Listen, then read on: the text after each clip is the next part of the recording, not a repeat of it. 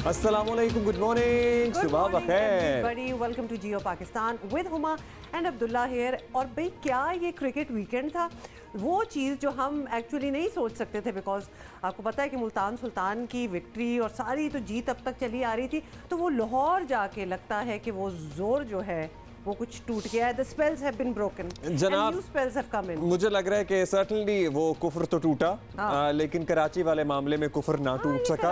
और लेकिन कोई बात नहीं, ये जिल्लत लाहौर वालों ने भी मुसलसल 6 शिकस्तों की बर्दाश्त की हुई है माजी में, इसलिए कोई फिक्र की बात नहीं है। You may come back you know with the bang in the next season. लेकिन कल मैं एनजी भाई से बात कर रहा था और वो कह रहे थे कि कराची की ड्राफ्टिंग से ही पता लग गया था कि इस टीम में कुछ मसला है, कोई गड़बड़ है, लेकिन अल्टीमेटली अच्छा लेट इस नॉट यू नो, अभी हम तबसरा कराची पे इसलिए नहीं करेंगे बिकॉज जो नहीं जीत रहा उस बेचारे को मजीद क्या कहना। बट लुक एट लाहौर, जैसे ही लाहौर ये सारे मैचेस लाहौर आए तो लाहौर वालों ने कहा जी अब हम आपको बताएंगे कि हम क्या हैं। And great performance and a bit of a turnaround I would say. तो not really a turnaround, लेकिन कल कितने तैयार लग रहे थे। मतलब शाहीन आफरीदी का पहला ओवर देखना इज प्योर एंटरटेनमेंट। आप पॉपकॉर्न साथ लेकर बैठ जाएं, आप जिंदगी में एक खुशी जो आपको नसीब होती है ना उस पहले ओवर में, वो कम ही मिलती है। सो जेसन रॉय को ऐसा लग रहा था कि टारगेट करके आए हुए हैं। पिछले मैच में तो महसूस ये हुआ कि दे वर प्रॉब्ली टेकन बाय सरप्राइज, क्योंकि जेसन रॉय का भी पहला ही मैच था। बहुत अच्छी बात है अगर ये तैयारी करके जेसन रॉय ने देखा था पहले मैच में किया क्या था। सो गुड कि लिटरली इन्होंने टाइम भी नहीं दिया लाहौर ने, और इनको आई मीन ये सोचा होगा कि इसको तो सबसे पहले आउट कर दो, फिर रॉय को भी आउट किया, विंस को भी आउट किया, and then of course match भी जीत लिया। और अच्छा, मैच हार भी रहे हो ना तो दो डिफरेंट पर्सपेक्टिव आपको मिलते हैं। सरफराज अगर मैच जीत भी रहे हैं तो ऐसा लगता है कि कोई परेशानी उनके चेहरे पर है बाकी, ठीक है। So he seems like he is always worried about something, under pressure भी लगते हैं। शाहीन मैच हार भी रहे हो, जो कि पिछले मैच में हुआ भी इनके साथ, कोयटा ग्लैडिएटर वाला रॉय वाला वो मैच याद ही है आपको। लेकिन this guy is so positive and is so काम कि मतलब छक्के पे छक्के ऐसे पड़ रहे हैं, लेकिन इसने अंदर आई एम श्योर परेशानी होगी, लेकिन इससे अपने चेहरे पर आने नहीं दी वो परेशानी। आई थिंक यू लर्न, और इर्द गिर्द आपके इतने सीनियर्स हैं, इतने कंटेम्प्रेरीज हैं, आप सारों को देख भी रहे हैं तो कुछ सीख भी लेते होंगे कि देखिए एक तो गेम इटसेल्फ चल रही है, एक परसेप्शन चल रहा है, एक दुनिया देख रही है आप पे। So many things are into play and Again, what a cricketing weekend this turned out to be. It has been। और जल्दी से मैं आपको बात बता दूं कि सोशल मीडिया पे सुबह ही मैं एक पुलिस वाले का ऐलान सुन रहा था, किसी मकामी पता नहीं किस जगह पे वो ऐलान हो रहा था, और वो ऐलान बड़ा इंटरेस्टिंग था। I really laughed on that ऐलान कि आज के दिन अगर हमें कहीं पार्कों में, कहीं रेस्टोरेंट्स में, कहीं जूस बार्स में जोड़े बैठे हुए नजर आए तो हम उनका जबरन निकाह करा देंगे। सो उसके बाद उन्होंने कहा जी ये हाँ मजाक था। ये ऐलान सुनने के बाद ही जोड़ों की तादाद में वाज़े कमी हो, गलती से कोई हो ना किसी के साथ बैठे हो तो जी वहाँ निकाह हो जाए। दिस ऑल्सो मीन्स कि आपको बड़ा श्योर होना चाहिए कि आपकी कंपनी क्या है और सोबत आपकी क्या है। Abdullah nice jokes. वैसे आई वंडर ये सुबह सुबह क्यों बात हुई होगी, लेकिन और बड़ी बातें हैं जी। अभी तो हफ्ते का स्टार्ट है। ये खैबर पख्तूनख्वा के बल्दियाती इंतखाब के दूसरे मरहले की बात कर रही थी आप हुमा, और उमर अमीन गंडापुर जिनको इलेक्शन कमीशन की तरफ से नाअहल करार दिया गया था, आपको याद ही है, लेकिन फिर उन्होंने चैलेंज किया ये फैसला सुप्रीम कोर्ट में, और इलेक्शन भी अब ये जीत गए हैं। लेकिन ये गैर हतमी और गैर सरकारी नताइज है। एग्जैक्ट बाकी सीटों पर क्या सूरत हाल है, कैसा माहौल रहा इंतखाबी अमल के दिन, वो भी हम ज़रा आपको अपडेट कर देंगे। लेकिन उससे पहले मीना चुन्नू में जो हुआ ना, हम उस पे क्या कहें। वैसे honestly I was thinking about it कि इस पे क्या तबसरा हो सकता है, बिकॉज आपको याद ही होगा कि वैसे तो कितनी बार ये पहले हो चुके थे, लेकिन रिसेंटली जब हुआ था सियालकोट में तो तब खान साहब का भी ये कहना था, और बड़े ही we actually believed him when he said कि ये this is the last time कि ये मॉब वायलेंस है, इसके बाद ये दोबारा नहीं होगा, and we are here right back at it. Abdullah, कुछ ऐसी चीज़ें होती हैं कि रियासत भी शायद कुछ करे ना करे, हमारी ये समाजी इशू हो चुका है, ये हमारा एक कल्चरल प्रॉब्लम हो चुका है। दिस इज़ एक होता है ना आपकी ब्रेन वॉशिंग कह दें, अपब्रिंगिंग कह दें, whatever you want to call it, कि किस तरह लोग जमा होते हैं and without any looking into the matter, without even understanding क्या हो रहा है कि भाई खत्म करो, मार दो। तो इस पे बहुत तवील बहस हो सकती है। तालीमी निज़ाम में नक़ाइस जो मौजूद हैं उनको दूर करने की ज़रूरत है। मस्जिद व मिंबर का किरदार इस सिलसिले में, तालीम व तरवीज में, इस सिलसिले में, इस ज़मीन में बहुत अहम है। इसको रेगुलराइज करने की ज़रूरत है। एज एन जो भी बात कही जा रही है किसी भी इन्फ्लुएंशियल शख्सियत या किसी भी इन्फ्लुएंस की जगह से वो नपी तुली हो, उस पर तमाम लोग मुत्तफ़िक हों और वो इस तरह के वाक़यात का शाखसाना ना बन सके। और दूसरी बात यह है कि इस पे कानून साजी होनी चाहिए, कुछ सोचना चाहिए। भाई सजाएं होंगी तो आगे कोई बात चलेगी। और उसके बाद थोड़ा सा ये भी समझाने की बड़ी ज़रूरत है कि अगर आप ये समझते हैं ना कि ये रिलीजियस इन्फ्लुएंस है, ये आप अपने मज़हब को बचा रहे हैं, ये दुनिया में कहीं नहीं होता। लिहाजा ये लबादा डालना कि ये रीजनिंग इसकी क्या थी, मकसद इसका क्या था, दिस इज़ ऑल रॉन्ग। कोई मानने नहीं वाला। ये हमारी कल्चरल अप्रोप्रिएशन का है, whatever you want to call it, लेकिन ये खुद ही इन जत्थों के दिमागों में ये चीज़ें होती हैं। तो वैसे एक मुख्तसरन बात इस वाक़े के बारे में आपको तफसील से बताते हुए ट्वीट में पढ़ा था, एक वालिदा ने अपने घर का एक मामला बताया हुआ था कि आज उन्होंने कहा कि उन्हें लगा कि उनकी तरबियत जो है ना आज वो कामयाब हो गई। उनके बेटे ने जो कि 11-12 साल का था इस वाक़े के बारे में सुना, पढ़ा और उसने कहा कि अम्मी ये मुक़द्दस औराक वाला जो मामला है इसमें क्यों इस शख्स के साथ ये किया गया, इसको सज़ा तो ये देनी चाहिए थी कि इसको कुरान पाक तर्जुमे के साथ पढ़ाया जाता और जब वो पढ़ लेता तो ये मामला होता ही ना, क्योंकि उसके दिल में अल्लाह और अल्लाह के रसूल और अल्लाह की किताब से इतनी मोहब्बत पैदा हो जाती कि दोबारा कभी भी कोई ऐसा करने का सोच नहीं सकता था। ये भी है और 10,000 और भी चीज़ें जो की जा सकती थी अगर कोई मौका होता। ये जो नी जर्क रिएक्शन पे लोगों के एक्शन स्टार्ट हो जाते हैं ना, ऑब्वियस उसके बाद क्या हो सकता था, क्या होना चाहिए था, असलियत क्या थी, इस पे तो कोई नजर। खैर मकतूल मुश्ताक के भाई राना जुल्फ़िकार का कहना है कि वो 16 साल से ज़हनी मरज़ में मुब्तला था, उसका इलाज चल रहा था। सुनिए क्या कहा गया। भाई हमारा ज़हनी तौर पे ना तकरीबन 16-17 साल से मफलूज था। ये हमने तकरीबन 9 एकड़ रकबा जो हमने फरोख्त करके इसकी बीमारी पर लाया जी, मेडिसिन 16-17 साल हमने इलाज करवाया। अब ये भाई के पास कराची था जी, वहाँ से आया हमारे पास रहा जी 5-6 दिन। उसके बाद ये चला गया हमशीरा के पास तलम में, वहाँ गया जी, इन लोगों के हाथ चढ़ गया जिन्होंने ये मारा है जी, जुल्म किया है। हमें नहीं पता कैसे मारा है, भाई ने क्या कहा क्या नहीं कहा, हमें कोई पता नहीं। हमारे साथ ज्यादती हुई है, मेरे भाई के जो है हाथ की उंगलियाँ जो है ना 10 की 10 पूरी काटी गई हैं, तशद्दुद बहुत हुआ है, ईंटों से उसका सारा फोड़ दिया सर है जी। हमारी रिक्वेस्ट है वज़ीर आज़म साहब से भी, वज़ीर आज़म साहब से भी कि हमारे साथ बहुत जुल्म हुआ है, मेरे भाई के साथ बहुत जुल्म हुआ है, हमें इंसाफ दिया जाए। अच्छा जी, आपने सुन लिया और ऑफ कोर्स वाक़े पर हर तरफ से मज़म्मतें की जा रही हैं। वज़ीर आज़म इमरान खान ने ट्विटर पर जारी बयान में फिर कहा है कि हजूम के तशद्दुद को नहायत सख्ती से कुचलेंगे, किसी फ़र्द या गिरोह के कानून हाथ में लेने की कोशिश कतन बर्दाश्त नहीं की जाएगी। तो पहले भी इन्होंने ये कहा था कि बर्दाश्त नहीं करेंगे। सारी बात है, कौन सा आपसे कोई इजाज़त मांग के ये कर रहा है, तो लिहाजा कितनी से रह गई है। सियालकोट वाक़े पर भी ऑब्वियसली आपने सही कहा अब्दुल्ला कि वज़ीर आज़म ने कुछ यही बातें की थी और एग्जैक्टली क्या कहा था, मेरा ख्याल है दोबारा सुन लेते हैं। मैंने ये फैसला किया कि अब से जिन्होंने भी दीन को इस्तेमाल किया और ख़ास तौर पे रहमतुल आलमीन सल्लल्लाहु अलैहि वसल्लम उनके नाम पे जुल्म किया, मैं आज आपको यहां अनाउंस कर रहा हूं कि हमने उनको नहीं छोड़ना। सो पता नहीं क्या बना। वैसे सियालकोट वाक़े के मुल्ज़िमान का ट्रायल जिस तरह हो रहा है वो भी सबके सामने ही है। वज़ीर आज़म नुमाइंदा खुसूसी मौलाना ताहिर अशरफी ने भी मुल्क में होने वाले ऐसे अफसोसनाक वाक़यात पर सवालात उठाए हैं। बदकिस्मती है कि एक रवैया ऐसा है कि जो हमें थोड़े थोड़े अरसे के बाद इस तरह के हादसात जो हैं वो उनसे हम गुजरते हैं। इन लोगों ने ये काम किया है, उन लोगों को माफी नहीं मिलेगी। मोहतरम जनाब चीफ जस्टिस ऑफ पाकिस्तान से एक अपील करना चाहता हूं कि जितने भी इस तरह के केसेस हैं जो तौहीन मजहब से, तौहीन नामूस रिसालत से, उनके स्पीडी ट्रायल किए जाए।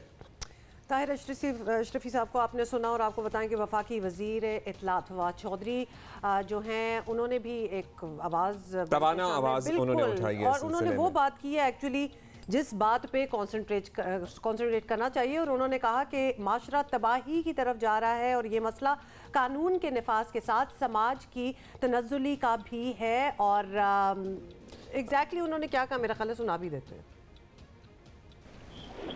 ये मुआशरा तो तबाही की तरफ जा रहा है। हमारे जब बिल पेश हुआ तो सारी ही पार्टीज में से लोग उठ के खड़े हो गए और उन्होंने कहा कि नहीं ये तो बड़ा खिलाफ है इस्लाम के, ये तो हो ही नहीं सकता। मजहब की एक ऐसी तशरीह जो है वो बना ली है जिसमें शिद्दत पसंदी होगी। खाली सजा जो है वो काफी नहीं है, इसकी तो प्रियम्पशन के लिए, इनको रोकने के लिए एक्चुअली फोकस होना चाहिए। देखिए ना, एक्सट्रीमिस्ट तो हर सोसाइटी में होते हैं, लेकिन हुकूमत का फर्ज है कि वो राइट ऑफ वायलेंस को यकीनी बनाए। हुकूमत का बहुत ही अहम फर्ज है कि वो अपने जो थाना है यानी जो कानून का नफाज है उसके ऊपर बहुत सीरियस तवज्जो दे। अच्छा, that's very brave of him. Fawad Chaudhry ऐसे मामलात पर बड़ा वाज़ेह और दो टोक मौक़िफ़ अपनाते रहे हैं, लेकिन उनकी साथ आप छिंके मार लें ऑब्वियसली, लेकिन उनकी जमात जो है अगर पीटीआई का जिक्र किया जाए तो उससे दीगर आवाज़ें भी उठनी चाहिए, सिर्फ फवाद चौधरी अकेले नहीं होने चाहिए। वफाकी वजीर शीरी मज़ारी ने मकतूल को बचाने की कोशिश ना करने वाले एहलकारों के खिलाफ कार्रवाई का मुतालबा किया है। हाँ, डिड वी टेल यू कि वहाँ एक्चुअली पूरा एक पुलिस स्टेशन है और पुलिस भी वहाँ खड़ी थी, लेकिन एज यूजुअल जब इतनी मॉब सामने आ जाए तो इंस्टेड के पुलिस उनको कंट्रोल करे, पुलिस अपने आप को बचा लेती है। अच्छा, लिटरली तो ये बयानात इतने कॉस्मेटिक, इतने खोखले और इतने बेमानी लगना शुरू हो गए हैं। जब ये कहा जाए ना कि जी हम ये बर्दाश्त नहीं करेंगे, नहीं होने देंगे, और मजम्मत करते हैं और ऐसा होना नहीं चाहिए, नहीं कर रहा है ये करने से पहले। मतलब कि क्या ये सारी निशानदही कर रहे हैं ना आप इन मामलात की? निशानदही तो हम भी यहाँ बैठकर कर रहे हैं और ये निशानदही तो आवाम भी कर रहे हैं। आप लोग इसके तदारुक के लिए क्या कर रहे हैं? हाँ, ये मतलब what are you doing? Sialkot में जियो न्यूज़ के नुमाइंदे उमर एजाज हैं हमारे साथ, वो मजीद बताएंगे हमें। बताइएगा उमर, सानेहा सियालकोट को 2 माह से ज़ायद अरसा बीत चुका है, अब तक कितने मुल्ज़िमान को गिरफ्तार किया गया? हम जरा जो माजी करीब में वाक़या हुआ उसी से एग्जाम्पल लेके प्रेसिडेंट सेट कर लेते हैं ना कि क्या इनके साथ कुछ होगा कि नहीं होगा, कहाँ तक कार्रवाई पहुंची है? मरकजी मुल्ज़िमान जो थे उनकी निशानदही कार्रवाई वगैरह वो हुई? हाँ जी बिल्कुल, इस केस को जो है वाकई 2 माह गुजर चुके हैं। जहाँ तक आपके सवाल की बात है तो जो पुलिस की जो इस वक्त जो है तफ्तीश है उसके हवाले से मैं अगर आपको बताता चलूँ तो उसमें जो मरकजी मुल्ज़मान है वो उनकी तादाद जो है वो 88 है, जिनमें से 7 मुल्ज़मान जो है वो जुडिशल हो चुके हैं। जो 81 जो मुल्ज़मान 81 जो मुल्ज़मान हैं उनको जो है सोमवार के दिन जो है वो दहशतगर्दी अदालत में पेश किया जाएगा। हमारी जो DPO सियालकोट हसन इकबाल से बात हुई है, उनका ये कहना है कि उन्होंने तफ्तीश जो है मुकम्मल कर ली है, चलान जो है वो अदालत में जमा करवाया जाएगा। उसके बाद वो तमाम जो तफसीलात हैं वो उस बाकायदा प्रेस कॉन्फ्रेंस करके जो है वो आवाम के सामने रखी जाएंगी। जो हमारी जो इन्वेस्टिगेशन रिपोर्टिंग थी उसके मुताबिक जो है वो जो मरकजी किरदार पहला जो है वो सबूर भट्ट था, जिसने ये सारे मामले को जो है वो चलाया, उसने ही जो वर्कर्स को उकसाया और ये सारा मामला जो है वो पेश आया, ये वाक़या पेश आया। प्रियंका कुमारा को बदतरीन तशद्दुद का निशाना बनाया गया, बर्बरियत का निशाना बनाया गया, लाश को जलाया गया। अभी जो है 81 के करीब जो मुल्ज़मान हैं वो पुलिस की हिरासत में है, रिमांड पर हैं। सोमवार को उनको दोबारा अदालत में पेश किया जाएगा और DPO सियालकोट के मुताबिक उनको जुडिशल कर दिया जाएगा, चलान जमा करवा के। जी अच्छा, अब ये मामला अदालत में है, आपने बताया कि रिमांड पर है और फास्ट ट्रैक भी किया जा रहा है इत्तलात के मुताबिक। पुलिस क्या कहती है? उन्हें उम्मीद है कब तक, एक तो ये कि इनको वाकई सज़ा मिलेगी और कब तक केस निपटने की उम्मीद की जाए? हाँ जी बिल्कुल, जो रियासत ने जो फैसला किया था इस केस से मुतल्लिक, ये डे टू डे हेयरिंग होगी और ये तमाम मुल्ज़मान का जो ट्रायल है वो जेल में ही होगा, इनको अदालतों में पेश नहीं किया जाएगा ट्रायल के लिए। ये जो प्रोसिक्यूशन टीम है वो इसकी जो है वो वहाँ पर पहुँच चुकी हुई है। डे टू डे जो है वो जेल में इनकी हेयरिंग होगी इन तमाम मुल्ज़मान की। और आपको मैं बताऊं इसके हवाले से कि जो पुलिस ने जो है वो जो आलात जिनके साथ प्रियंका कुमारा के चेहरे को मस किया गया था वो बरामद कर लिए हैं, जिनमें कैंची भी है, जिसमें एक पेचकास है। इसके अलावा जो दीगर जो आलात है वो भी पुलिस ने जो है अपनी कस्टडी में ले लिए हैं। पुलिस का ये कहना है कि इसमें जितने भी मुल्ज़मान हैं उनको सजा जरूर मिलेगी। जो शवाहिद इकट्ठे किए गए हैं वो पुलिस की तफ्तीश के लिए काफ़ी हैं, सबूत पुलिस को जो है वो काफ़ी हद तक जो सबूत जो है वो मिल चुके हैं। चलिए, उम्मीद पे तो दुनिया काम है। बहुत शुक्रिया आपका उमर एजाज, हमें सियालकोट से प्रियंका कुमारा वाला जो मामला था, Sri Lankan worker, factory worker, factory manager, उस बारे में अपडेट कर रहे थे। ये जब स्टेटमेंट्स आते हैं जी सजा ज़रूर मिलेगी और ये नहीं हम करने देंगे और फलाना धमाका, I don't know how many people, how many citizens of the country have faith in these statements, because I don't. जब मेरे सामने कोई ये कहे कि जी हम रोक देंगे, हम चेंज करेंगे, हम ये नहीं होने देंगे, सजाएं भी होंगी, ब्ला ब्ला ब्ला, हम ये अरसे से सुन रहे हैं और कुछ नहीं हमने बदलते हुए देखा, तो मेरा इतना कोई ट्रस्ट नहीं है फ्रैंकली। नहीं, सर्टेनली आपको पता ही है, इसलिए जुडिशल रिफॉर्म्स की भी बात की जाती है। ये सजाओं वाला मामला तो मुझे वो जाहिर जाफर की बदली हुई स्टेटमेंट याद आ जाती है ना। वो तो एक मामला सबके सामने है, क्या हुआ, सीसीटीवी सिचुएशन ना होती ना तो फिर हंसी भी आ जाती। सीसीटीवी फुटेज मौजूद है, अहले मोहल्ला ने देख लिया, पूरी दुनिया को पता है क्या हुआ, लड़की को नजर आ रहा है, वो फुटेज मीडिया पे रिलीज हो गई, अल्टीमेटली सोशल मीडिया पर सबने देखी। वैसे उसको ये बोलने की इजाजत भी कैसे दी जा रही है जब वो बिल्कुल total, I am sorry but खैर बहुत कुछ कहा जा सकता है, too early in the morning for that. Break लेते हैं और ब्रेक के बाद जरा आने वाले मैचेस की बात करेंगे और गुज़श्ता मैचेस की कुछ ज़बरदस्त परफॉर्मेंसेस का तस्करा भी होगा। बेसिकली मूड चेंज करेंगे। वेलकम बैक जी। You know, as much as we try to keep that incident out of our head, मियां चन्नू वाला, खानेवाल वाला, वही जो तौहीन मज़हब के इल्ज़ाम में एक और शख्स को मार दिया गया, लटका दिया गया, उसकी लाश की भी वंस अगेन बेहुरमती की गई, क्योंकि ये अब ऐसा लग रहा है कि कहीं ये नॉर्म तो नहीं बन गया हमारी सोसाइटी में। इसका तदारुक कैसे किया जाए, इसकी मजम्मतें, इस किस्म के बयानात कि हम बर्दाश्त नहीं करेंगे, हम होने नहीं देंगे, हम करार वाकई सज़ा देंगे, ये सारा कुछ अब सुनते आए हैं हम, और इसको सुन कर भी लिटरली थक गए हैं। और एक तो what can be the possible solution for it? Can I just say also, अगर ये एक वो बातें होती है ना जो आप 50 साल पहले सुना होता है कि जी ये हुआ था एक दफ़ा और अब दोबारा हो रहा है, हमें ज़्यादा टेंशन इस बात की है, this is happening back to back. ये नॉर्म वाली जो आपने बात की है ना, इसीलिए एक ज़रा खौफ है और इसके बारे में 25 साल का गैप नहीं है इन दो इंसिडेंट्स में, चंद हफ्तों का गैप, हार्डली एनी। अच्छा जी, हसान खावर साहब who is the spokes person Punjab हुकूमत, वो हमारे साथ हैं। हसान खावर साहब बहुत बहुत शुक्रिया आप आए हैं। बहुत ही अलार्मिंग एक सिचुएशन है, पहले सियालकोट और अब खानेवाल।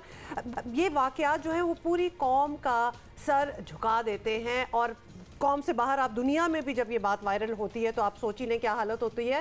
पंजाब हुकूमत अब तक समझ पाई है कि ये सब कुछ हो कैसे रहा है, क्योंकि हम ये डिटर्मिन करने की कोशिश कर रहे हैं ये इनफरादी वाकयात है या इस सीरीज के पीछे भी कुछ चल रहा है?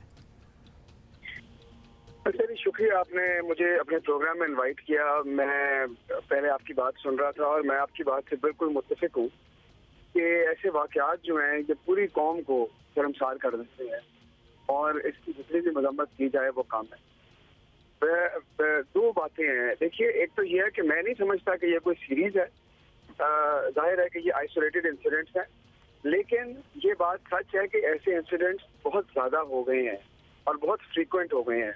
मुझे ये नहीं पता कि पहले से बढ़ गए हैं या कम हो गए हैं, वो हम डेटा देखना पड़ेगा, लेकिन ये है कि these are far too many और विच इज़ अनएक्सेप्टेबल। तो ये बात आपकी है, लेकिन इसके पीछे कोई ऑर्गेनाइज थॉट नहीं है। अच्छा, अब आपने ये बात आप लोग कर रहे थे कि ऐसे वाकयात के ऊपर क्या होना चाहिए या क्या हो रहा है। देखिए, दो चीज़ें ज़रूरी हैं। एक तो ये है कि जब कोई ऐसा वाकया हो तो उसमें इंसाफ होना बहुत ज़रूरी होता है, इसलिए भी कि जो जिन लोगों को इसमें नुकसान पहुंचा, उनके खानदान वाले, उनके लिए इंसाफ भी ज़रूरी है, लेकिन ये डेटरेंस भी क्रिएट करनी होती है।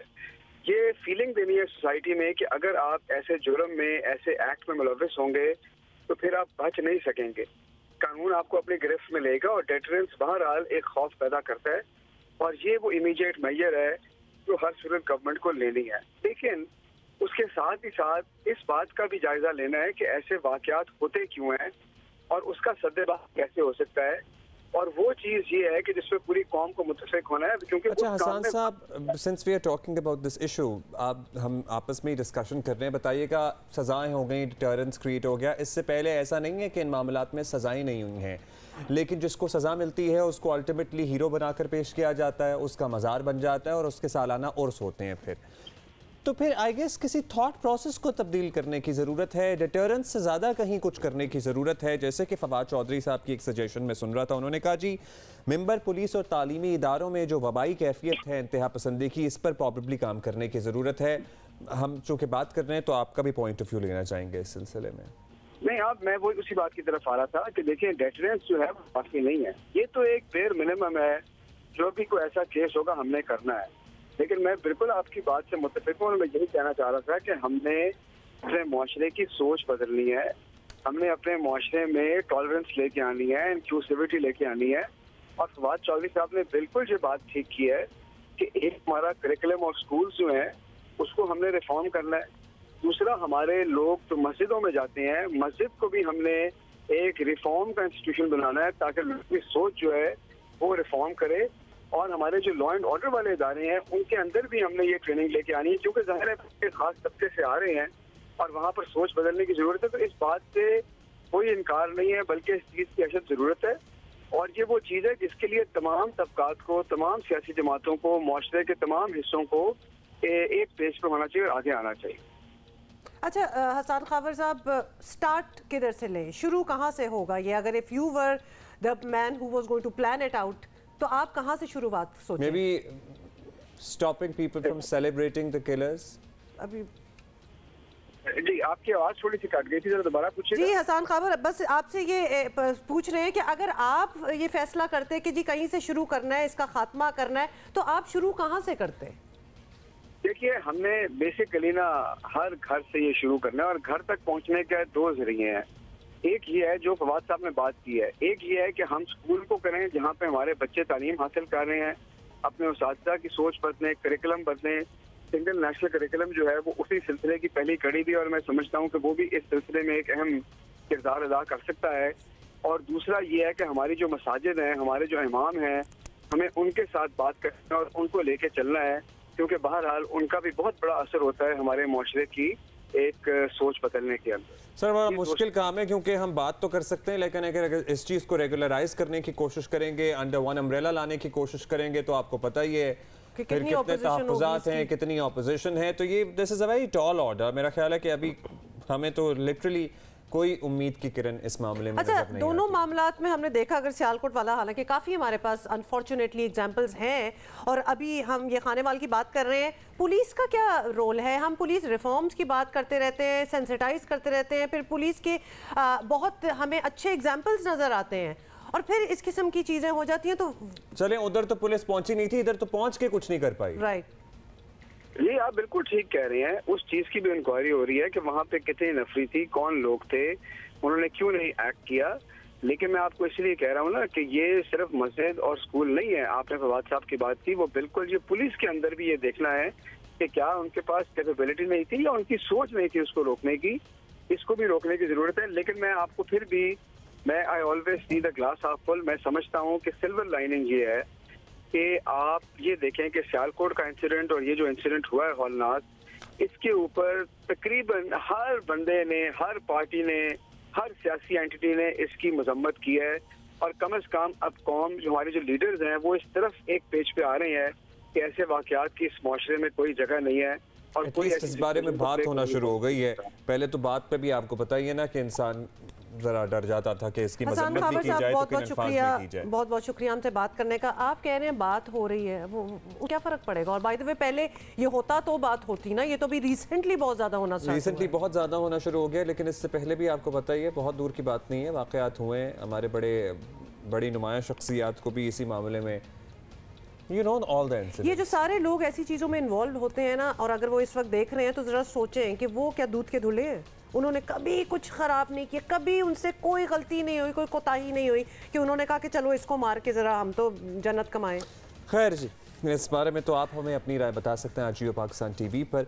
अभी हम आगे बढ़ेंगे और PSL के पूल मैचेस अपने आखिरी मराहिल में दाखिल हो चुके हैं। लाहौर कलंदर्स के हाथों मुल्तान सुल्तान की शिकस्त के बाद पॉइंट्स टेबल में बड़ी तब्दीली आ गई है और कल कराची किंग्स पेशावर ज़ल्मी के हाथों मुसलसल छठा मैच हार गई है। पेशावर ज़ल्मी क्या, हर किसी के हाथों ही। अच्छा, क्योंकि आपको पता है कराची किंग्स के हालात तो बहुत ही नाजुक हैं। चले, मुझे मेरी हमदर्दियां हमेशा उस टीम के साथ होती हैं। जब मुल्तान सुल्तान भी फाइनली एक मैच हार गया ना, तो मेरी बहुत हमदर्दी थी कि कराची को भी एक जीतना चाहिए और एक टेबल जरा हिले जरा।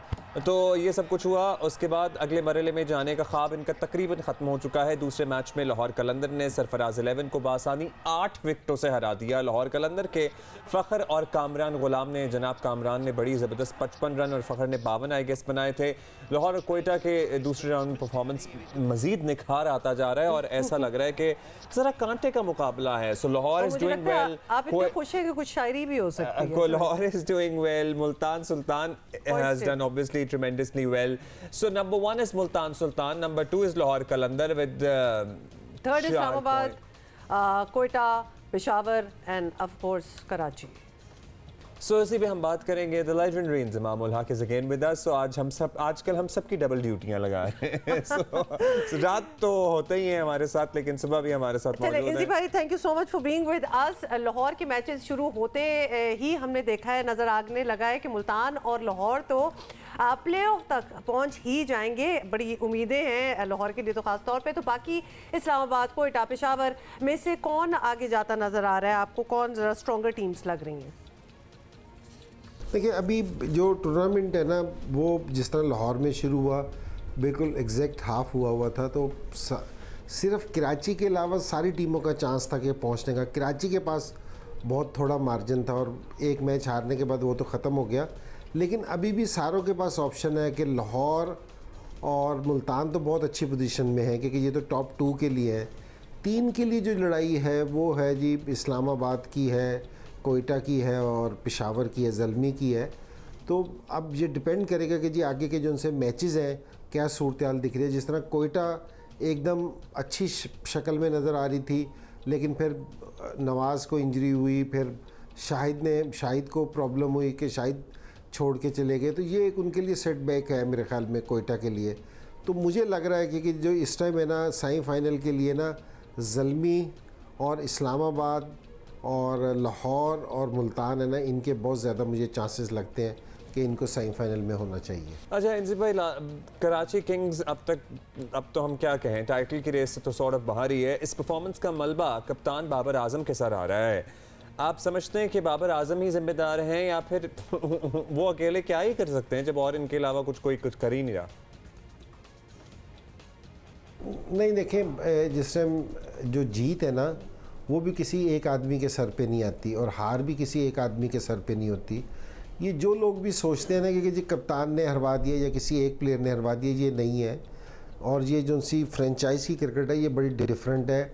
ये आपकी शुरू होती है कि जिस टाइम आप है ना जाके प्लेयर्स को पिक कर रहे होते हैं, वहाँ से आपकी सारा शुरू होता है कि वो बड़ा इम्पोर्टेंट पार्ट है किसी भी टीम के लिए। मेरा ये ख्याल है कि इस दफ़ा कराची का कम्बिनेशन मुझे इतना अच्छा नहीं नज़र आ रहा था कि अगर लोग जिन्होंने भी देखा, क्योंकि कराची पाकिस्तान के सारों से बड़े शहर की टीम है, सारों से ज़्यादा फॉलोअर्स इसके हैं और वो शुरू में ही बाहर हो गई। तो असल में अगर इसके मैचेस अगर देखे जाएं तो इनके पास है ना 3 नंबर के बाद है ना कोई प्रॉपर बैट्समैन ही नहीं था। नबी आना शुरू हो जाता था और इमाद वसीम आ जाता था, आमिर जामीन आ जाता था। ये ऑलराउंडर है, ये 7वें 8वें नंबर पे आपको कभी किसी दिन कुछ अच्छा कर सकते थे। और बॉलिंग में भी कोई इनकी मुझे ऐसा नज़र नहीं आया कोई विकेट टेकिंग था कि जिस तरह आमिर का सेट बैक हो गया इनको कि जी वो अनफिट हो गया, या दूसरे बॉलर कहीं भी आपको ऐसा नहीं लगा कि जिस तरह विकेट टेकिंग बॉलर्स हैं कि दूसरी टीम को आउट कर सकते हो। तो मेरे ख्याल में ओवरऑल कराची किंग्स का ना कोई टाइम इतना अच्छा नहीं था इस दफ़ा। टाइम अच्छा नहीं था, फिर ड्राफ्टिंग के भी कुछ इश्यूज थे। Thank you so much Inzamam ul Haq साहब हमारे साथ मौजूद थे। और आप भी रेस्ट करें, जिस तरह अब्दुल्ला बता रहे हैं ना कि सारों की डबल ड्यूटी है और मैचेस अभी बहुत पड़े हुए हैं। And by the way watching it in, वैसे तो कराची में भी मजा आ रहा था लेकिन क्राउड कैपेसिटी जरा लाहौर में ज्यादा है, so it's a lot of fun. वो लोग जो कह रहे थे आवाज नहीं आ रही होती कि भाई लाहौर में लोग ठीक है, क्राउड भी थोड़ा एंथुसियास्टिक होगा, लेकिन कराची में 25%, भाई आप ये ना भूला करें कि कराची में 25% गुंजाइश की इजाजत थी। और डिड आई जस्ट नॉट से कि क्राउड कैपेसिटी ज्यादा You did, but कुछ लोग जो है ना मोतरस हैं इस बात पे कि जना वो लाहौर और कराची के क्राउड को कंपेयर करना शुरू हो गए। करने की कोई ज्यादा जाने की जरूरत नहीं, बेचारे यहाँ तो 25% ही अलाउड थे। And this Lahore Karachi comparison is very 1990s, I swear. चलो जी, ये भी सही है। अच्छा ब्रेक लें? हाँ, ब्रेक के बाद मिलें।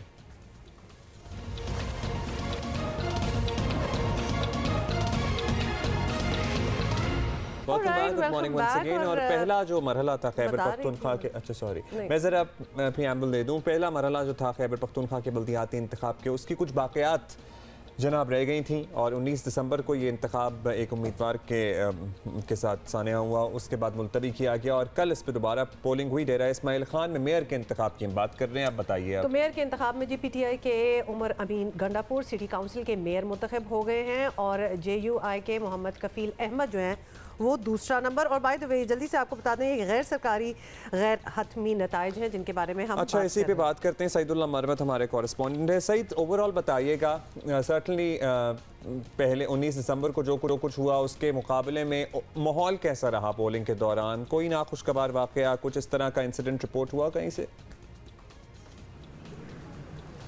जी अब्दुल्ला, कल के दिन में बहुत ही स्मूथ पोलिंग जारी रही, सुबह 8 बजे से शाम 5 बजे तक। उसके बाद काउंटिंग का मरहला शुरू हुआ जो रात गए तक जारी रहा।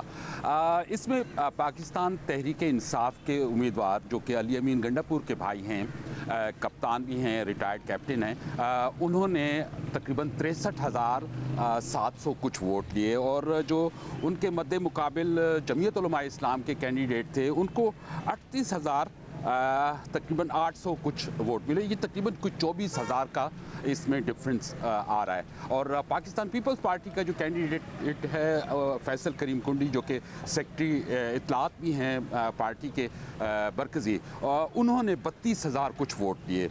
तो उससे तकरीबन उसकी सबकत जो है वो पीपल्स पार्टी के कैंडिडेट से तकरीबन 30,000 लगभग ज़्यादा है। तो डिफरेंस बहुत ज़्यादा है और कुछ तहफ़्फ़ुज़ात भी बताइएगा सईदुल्लाह के डिफरेंस एक तो बहुत ज़्यादा है, पहले नंबर, दूसरा नंबर, तीसरे नंबर में एज एन कंसिडरेबल मार्जिन जिससे उमर अमीन गंडापुर जीते हैं। क्या तहफ़्फ़ुज़ात हैं हारने वालों को? आप बता रहे थे क्योंकि इससे पहले भी हम तक रिपोर्ट्स पहुंची हैं कि वो मान नहीं रहे हैं, तो क्या एग्जैक्टली कहा जा रहा है और आपकी इंडिविजुअल इंडिपेंडेंट ऑब्जर्वेशन क्या रही है आपकी और जियो न्यूज़ की टीम की इस इंतखाबी अमल को लेकर?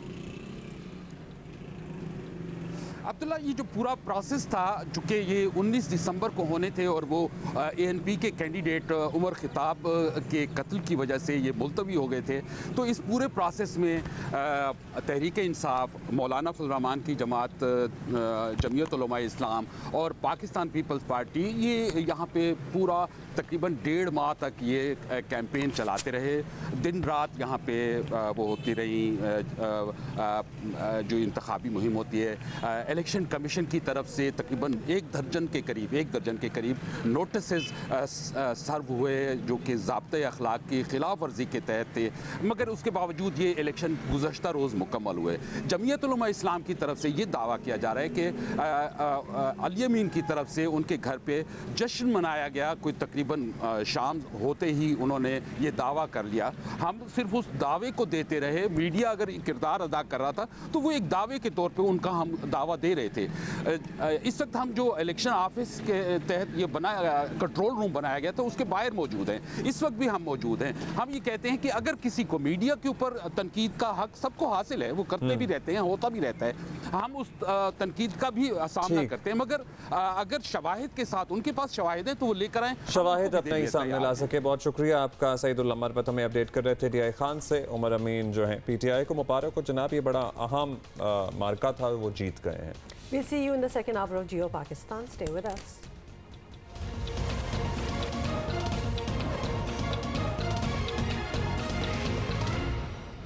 वेलकम बैक जी, गुड मॉर्निंग वंस अगेन। आप देख रहे हैं जियो पाकिस्तान, हम अब्दुल्ला के साथ। और अब इत्तलात ये आ रही हैं अक्रॉस द कंट्री कि सर्दी का जोर जो है वो ज़रा टूट सा गया है।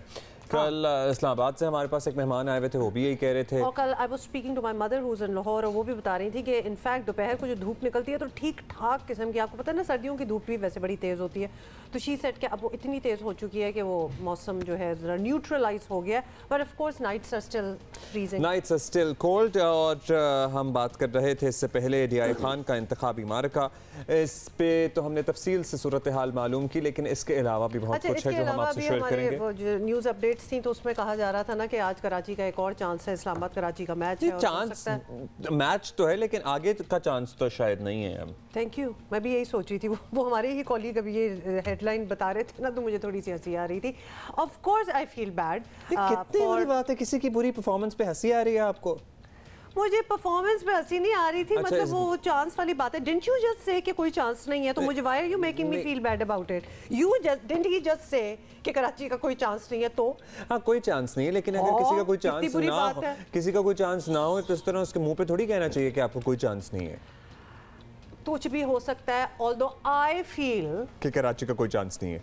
No, you said that I'm with Islamabad, you know that. So I'm sorry, मेरा तो दिल चाहेगा। और हर किसी के I'm not going to feel bad about it। हर किसी की अपनी फेवरेट टीम्स हैं और मेरी एक है तो बस है, क्या हो सकता है। But I would really like। अच्छा भाई, आज के इस घंटे में ना हमने कराची वालों जरा आपने हमारे साथ ही रहना है, क्योंकि ये जो जगह जगह घात लगाकर, लिटरली मैं ऐसे घात लगाने ही कहता हूँ, ट्रैफिक पुलिस एहलकार बस आपकी ताक में होते हैं ना कि आपने चूं भी की और आप कभी कभी चूं नहीं भी करते तब भी आपको साइड पर पकड़ के रोक के खड़े हो जाते हैं। तो वो सारा मामला क्या है और इसके पीछे कितना पैसा इन्वॉल्व है और इस पैसे में कौन कौन शराकतदार है? चलो अगर अच्छे वर्ड्स में कहा जाए ना तो बड़े विजिलेंट हैं। तो ये इनकी विजिलेंस का राज क्या है, पीछे हो क्या रहा है, तो ये आप कह रहे हैं। मेरा ख्याल है कि हम ये इसमें जरा खोज लगाएंगे। हाँ, खोज लगाएंगे और बताएंगे। मेरा ख्याल है we will get right into our top story first और आपको बताएं कि हुकूमत के खिलाफ तहरीक अदम एतमाद के लिए अपोजिशन की कोशिशें और सियासी जोड़ तोड़ अरूज पर है। मुस्लिम लीग और पीपल्स पार्टी की क़यादत की हुकूमती इत्तेहादियों से ज़बरदस्त मुलाकातें भी जारी हैं। अपोजिशन की संजीदगी का आलम देखिए कि तहरीक अदम एतमाद का मामला शहबाज शरीफ को 14 साल बाद चौधरी शुजात के घर ले गया। वैसे देखिए ये भी बड़ी बात है। इस पे पॉज होके ना इस पे तबसरा होना चाहिए कि इस पे तब्सरा होना चाहिए कि कितनी मतलब या तो बहुत मजबूर हैं या फिर इतने तंग हैं या फिर इतने डेस्परेट हैं कि वो जिनकी शक्ल गवारा नहीं था मिल रहे हैं और जिनके बारे में आपको पता ही है क्या क्या बयानात एक दूसरे के लिए दिए जाते थे और ज्यादातर मुस्लिम लीग नून की तरफ से मतलब उनके घर चलकर ही चले गए। तो ये क्रेडिट वैसे दे रहे हैं लोग इमरान खान को, तो सही दे रहे हैं, इसमें कोई गलत भी नहीं। अच्छा जी, नून लीग ने इनसे हुकूमत के खिलाफ तहरीक अदम एतमाद पर हिमायत मांग ली, लेकिन काफ लीग ने कोई वाज़े जवाब देने से गुरेज किया है और दोनों जमातों ने बातचीत जारी रखने पर ज़रूर इत्तफाक कर लिया है। मतलब वेरी इंटरेस्टिंग। उन्होंने भी कहा है कि आते रहो, मिलते रहो, देखेंगे क्या होता है। तो मुलाकात के बाद दोनों पार्टी रहनुमाओं ने सहाफ़ियों के सवालों के जवाब देने से भी गुरेज किया। Of course there nothing to say. और इससे पहले आसिफ जरदारी, बिलावल भुट्टो और PDM के सरबराह मौलाना फजल रहमान भी चौधरी बरादरान से मुलाकातें जो है वो कर चुके हैं। MQM का वफ्द भी शहबाज शरीफ के साथ बैठक लगा चुका है। सो ये सारा कुछ हो चुका है। वज़रा अपोजिशन की कोशिशों पर तंज के तीर चला रहे हैं। वज़ीर इत्तलात फवाद चौधरी का कहना था कि हुकूमत कहीं नहीं जा रही। ये भी कहा कि जब भी हालात सही होते हैं तो चूहे निकलने के लिए शोर मचाते हैं। जब भी हालात सही होते हैं आपको पता है कि मुख्तलिफ चूहे जो हैं वो निकलना के शोर मचाना शुरू करते हैं। इनकी कोई हैसियत नहीं है। जो ये इस वक्त हम देख रहे हैं, चाहे ये बिलावल भुट्टो हो, चाहे शहबाज शरीफ हो, चाहे फजलुर रहमान हो, ये सारे वो पिटे हुए लोग हैं जिनकी जो मुकम्मल तौर के ऊपर पाकिस्तान के अवाम के सामने एक्सपोज्ड, पाकिस्तान के अवाम इन सब को जानते हैं। वो अगर महंगाई है तो आपके ख्याल में क्या ये शहबाज शरीफ और बिलावल को पाकिस्तान दे दें, जिनकी वजह से यानी हुए बीमार जिसकी सबब उसी अतार के लौंडे से दवा लेते हैं। ये बात आपने वैसे सही की कि पाकिस्तान के लोग सब जानते हैं, सब देख रहे हैं। अच्छा जी, वज़ीर मुमलिकत फारूक हबीब ने कहा कि अपोजिशन के उतरे हुए चेहरे देखें, अब ये बात मिन्नतों पर आ गई है, इत्तेहादी हुकूमत के साथ खड़े हैं। देखें, जो हमारे इत्तेहादी हैं वो हमारे साथ खड़े हैं। अब बात जो है वो मिन्नत समाजत के ऊपर आ गई है, तरलो मिन्नतों के ऊपर आ गई है। अब अगर इन्होंने देखे ना, इन्होंने वीडियोज़ का सहारा लिया, ऑडियोज़ का सहारा लिया, सारे सहारे इन्होंने ले लिए। उसके बाद जो है अब जाके जरदारी के पाँव पकड़ लिए, तो उससे मैं नहीं समझता कि किसी किस्म का कोई फ़र्क पड़ा। उतरे हुए चेहरे देखें, परेशानी देखें कि उनको ये नहीं पता, वो कहते हैं कि अदम एतमाद आएगी। इसी तरह इन्होंने कहा था इस्तीफ़े आएंगे, इसी तरह इन्होंने कहा था आर या पार। अब जगह जगह जो है वो खवार होते फिर रहे हैं। इंतखाबात अपने वक्त के ऊपर होंगे। इमरान खान 5 साल के लिए वज़ीर आज़म बने हैं, इंशाल्लाह 5 साल भी पूरे करेंगे और पहले वज़ीर आज़म होंगे पाकिस्तान के जो 5 साल पूरे करेंगे। वैसे I am with Farrukh Habib on this one, क्योंकि बहुत बड़ी बड़ी बातें हमने सुन ली हैं। अब क्या होगा क्या नहीं होगा ऑफ कोर्स ये तो देखना ही पड़ेगा, लेकिन सरबराह पीडीएम का इसरार है कि ऑपोजिशन वजीर आजम के खिलाफ अदम एतमाद की तहरीक जरूर लाएगी। पता नहीं कैसे, वो तो लाएंगे लेकिन कामयाब भी होगी, ये सवाल तो सारी बात है कि ये अब जब नई कामयाब का लग रहा सीन तो लाएंगे क्यों, मतलब कुछ अजीब सी बात है। सुने जरा उन्होंने कहा क्या। देखिए, हमने कल ही इस बात का ऐलान किया है कि इस नाजायज़ हुकूमत के ख़िलाफ़ अदम एतमाद लाई जाएगी। चुनांचे हम फौरी तौर पर एक जरगा तश्कील दे रहे हैं जो तमाम पार्टियों के नुमाइंदों जो पीडीएम की शरीक जमातें हैं उनके नुमाइंदों पर मुश्तमिल होगा, ताकि पीटीआई के जो हलीफ जमातें हैं या इत्तेहादी हैं उन जमातों से कहा जाए कि अब कौम पर रहम करें, मुल्क पर रहम करें। मुल्क डूब रहा है और आपको अपने इक़्तिदार की फ़िक्र है, अब कौम का साथ दें, बहुत हो गया है। तो इंशाअल्लाह अज़ीज़ इब्तिदाई तौर पर जो हमारे राब्ते हैं वो इंशाअल्लाह कामयाब हैं। चलिए जी, हलीफ जमातों की बात हो रही है तो अभी तक तो कोई भी इत्तेहादी हुकूमत के खिलाफ खुलकर सामने नहीं आया। वैसे तहरीक अदम एतमाद की मुख्तसर तारीख देखें तो 1989 में बेनज़ीर भुट्टो और 2006 में शौकत अजीज़ के खिलाफ तहरीक अदम एतमाद ऐवान में लाई गई, लेकिन दोनों ही नाकाम हुई थी। वज़ीर आज़म इमरान खान के खिलाफ तहरीक अदम एतमाद की कामयाबी का तमाम इन्हिसार सर्टनली इत्तेहादियों पर है। अब इस मुश्किल वक्त में वो हुकूमत का साथ छोड़ते हैं या साथ रहते हैं ये तो वक्त ही बताएगा, लेकिन ऑपोजिशन पे सॉर्ट ऑफ कॉन्फिडेंट है। मतलब अगर इतना यकीन होता ऑपोजिशन को कि मुंह की खानी पड़ेगी तो इतनी कोशिश क्यों करते? देखिए, ये सारा सिचुएशन गिव एंड टेक की होती है एक्चुअली। तो ये टेक तो कुछ करना चाह रहे हैं, गिव क्या कर रहे हैं इनको, तो ये ज़रूर हमें पता करना है। रहनुमा पाकिस्तान मुस्लिम लीग नून आज़मा बुखारी हमारे साथ हैं। आज़मा बुखारी साहिबा, बड़े सालों बाद मुस्लिम लीग नून ने बिला आखिर चौधरी बरादरान का दरवाज़ा जो है वो खटका ही डाला है। तहरीक अदम एतमाद में गाना भी याद आ गया, तुम आए तो आया, मुझे याद, बड़े सालों बाद गली में आज चांद निकला। अब बैकग्राउंड लेके आज़मा हमारे साथ है, बात कर लें आपसे। तहरीक अदम एतमाद में उनका साथ चाहिए ऑब्वियसली चौधरी बरादरान का, तो उन्हें कुछ पेशकश भी तो करनी पड़ेगी। अब इतने साल बाद खाली हाथ तो नहीं जा सकते, तो पेशकश हुई है कोई और क्या हुई है? बिस्मिल्लाहिर्रहमानिर्रहीम। हमने उनको बड़ी एक क्लियर पेशकश की है कि आपको इस वक्त अवाम के खिलाफ खड़ा नहीं होना चाहिए, और अगर आप इस वक्त हुकूमत की जो नाकामियां हैं अगर उसमें इत्तेहादी बनेंगे तो आप उसके अंदर मुर्दे इल्जाम ठहराए जाएंगे, और यही एक पेशकश हमने उनको की है। और उनको भी अपनी जिम्मेदारियों का एहसास है। अगर आप देखिए कि अक्यूली की जो लीडरशिप है वो हमेशा बहुत क्रिटिकल रही है पाकिस्तान के जो इस वक्त की हुकूमत है उसकी गवर्नेंस के हवाले से, उसके मुख्तलिफ मामलात के हवाले से। तो अगर उनको वाकई कंसर्न है और अगर वो आवाम के साथ खड़ा होना चाहते हैं तो हमने उनको पेशकश की है कि आपको हुकूमत को छोड़कर आवाम के साथ खड़े होना चाहिए, और मेरा ख्याल है ये सबसे बड़ी पेशकश है। अच्छा, आपके मुताबिक ये सबसे बड़ी पेशकश है। आज़मा, चौधरी बरादरान का क्या जवाब रहा इस पेशकश पर? ये तो सर्टनली कुछ पता चल जाएगा, लेकिन इस वक्त ग्राउंड पर हकीकत क्या है आप हमें कुछ बता सकती हैं? अपैरेंटली तो हमें यही लग रहा है कि कोई भी इत्तेहादी हुकूमत का अपोजिशन के साथ खुलकर खड़ा नहीं हो रहा। इस सूरत हाल में तहरीक अदम एतमाद आपकी कामयाब होना अभी तक तो ऐसा मुमकिन नहीं नज़र आ रहा, तो फिर कैसे आप पूरे एतमाद हैं कि आपको इस सारी कोशिश में कामयाबी मिलेगी? देखिए, ये एतमाद एक तो यकीनन अल्लाह ताला की ज़ात पे होता है कि कामयाबी और नाकामी उसके हाथ में होती है, और दूसरा ये है कि ये देखने की बात है कि अभी तक किसी भी पॉलिटिकल पार्टी ने, किसी इत्तेहादी ने, किसी ने भी हुकूमत का साथ देने की जो है वो बात नहीं की है, और अभी उन सब ने सोचने के लिए टाइम मांगा है। तो जैसे मैंने पहले भी कहा कि इत्तेहादी हो, वो गवर्नमेंट के साथ बैठे हुए MNAs हो, MPAs हो, उनको अपने अपने हलकों में जाना है, उनको अपनी अगली सियासत देखनी है, और जिसने अगली दफा सियासत करनी है, अगली दफा इलेक्शन में जाना है, अगर वो PTI के साथ एसोसिएटेड होगा या उसकी टिकट पे जाएगा तो उसके लिए बहुत सारे मसाइल हैं। अभी आपने शहबाज गिल साहब के साथ जो हुआ था फैसलाबाद में, आपने वो देखा, वो भी ट्रेलर है, और लोग जितने तंग और परेशान हैं। सो इसलिए आप जरा कुछ देर इंतजार फरमाइए, और मुझे उम्मीद है कि पाकिस्तान की पार्लियामेंट के अंदर बैठे हुए लोग जो हैं वो कोई बेहिस नहीं है, वो आम आदमी के नुमाइंदे हैं, पाकिस्तानियों के नुमाइंदे हैं, वो अपनी नुमाइंदगी का हक अदा करना चाहिए। चलिए आज़मा, हम इधर ही हैं, हम इंतज़ार में होंगे कि होता क्या है। फिलहाल आप ये भी बता दें कि सब मुलाकातें, सब राब्ते और सब ऐलान जो हैं वो इमरान खान को हटाने के लिए हैं। नंबर्स का मार्जिन पंजाब में कम होने के बावजूद हम ये नोटिस कर रहे हैं उस्मान बुज़दार की जानिब कोई देख भी नहीं रहा।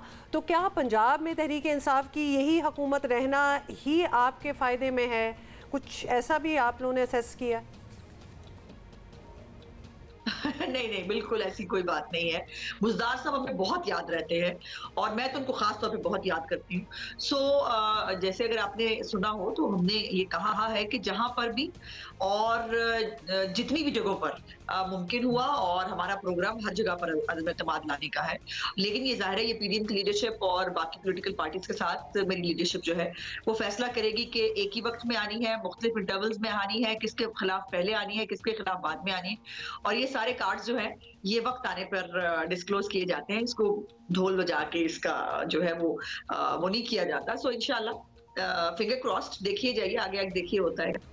चलिए जी, फिंगर्स क्रॉस्ड। बहुत शुक्रिया आपका। आज़मा बुखारी हमारे साथ मौजूद थी, और होना भी ऐसे ही चाहिए। ढोल नहीं पहले से बजा देना चाहिए, क्योंकि अगर ढोल पहले बजा दें और बाद में कुछ ना हो तो फिर और ज्यादा बू। हाँ, लेकिन हम इसीलिए तो इन लोगों को इनवाइट करते हैं सारों को, और ताकि हमें पहले बता दें। अच्छा, वैसे किसी ने क्यों नहीं न्यूज़ पैकेज बनाया और ये चौधरी ज़हूर इलाही रोड के मनाजिर लगाकर ये गाना पीछे लगाया कि तुम आए तो आया मुझे याद गली में आज चांद निकला। कोई पतासे, कोई ताशे नहीं पीछे, और शहबाज शरीफ एंटर हो रहे होते और वो एनिमेटेड फूलों की पत्तियाँ। वैसे अगर अभी भी और मुलाकातें होनी है तो हमारा आइडिया है, और अगर अभी तक किसी ने नहीं किया तो प्लीज़ कर लीजिएगा, हम खुश हो जाएंगे। अच्छा जी, आपको पता है कि अगर हम वापस पीएसएल पे आ जाएं, क्योंकि मेरा बड़ा दिल चाहता है हम वापस आते रहें, तो Lala is out of PSL finally. हाँ, परसों तो आपको याद है आए और अभी चले, उन्होंने वीडियो लगाई हुई थी जिसमें वो उसी होटल में थे लाहौर में। हाँ, और उनकी बेटी एक रूम में थी और वो देख रहे थे और बेटी उनको हाथ हिला रही थी और वो कह रहे थे कि मुझे अब इससे दूर नहीं रहा जा रहा मेरे से। लेकिन रीजन ये नहीं था, रीजन तो ऑब्वियसली मेडिकल रीजन ही था। तो एक दफा फिर आपको बता दें कि कोयटा ग्लैडिएटर्स के तजुर्बाकार ऑलराउंडर और पाकिस्तान के साबिक कप्तान शाहिद आफरीदी जो हैं वो HPL PSL 7 से दस्तबरदार हो गए हैं। और बूम बूम आफरीदी का कहना है कि उन्हें 15 साल पुरानी इंजरी की वजह से मुश्किल हो रही है और अब हिम्मत ख़त्म हो गई है, और पूरा PSL ना खेलने पर शाहिद आफरीदी ने माजरत भी की है। इनफैक्ट ही डिडंट स्टार्ट जब PSL स्टार्ट हुआ था तो वो ज़रा लेट आए थे, क्योंकि उस वक्त उनको कोविड का कुछ चक था और उनकी फैमिली में भी एक इमरजेंसी थी। Then he played a couple of matches but he can not continue any more. मैं देख रहा था इसमें सारे खुश हैं सिवाय सरफराज के। खुश नहीं होता है वो, गुस्सा बड़ी इजीली दिखा देते हैं, और जहाँ खुशी दिखानी चाहिए तो वो रिस्ट्रेंट दिखाते हैं कि मैं ज़रा बहुत ज़्यादा एक्साइटेड ना लगूं। भाई गुस्सा भी ना दिखाओ यार। तो देखिए जो हालात हैं वैसे ग्लैडिएटर्स के इतने बुरे नहीं थे। मतलब ये वाले मैच जिसकी हम झलकियां दिखा रहे हैं तो मैच जीते ही थे। यही तो सारी बात है। सरफराज को देखो तो लगता है बहुत ही बुरे हालात हैं, हालांकि इतने बुरे कोई खास तौर पर थे भी नहीं। बट एनीवे क्या किया जा सकता है। Okay let's go where I don't know आगे। अच्छा आगे बताते हैं, ब्रेक की जाने पड़ना है और ब्रेक के बाद वापस आते हैं।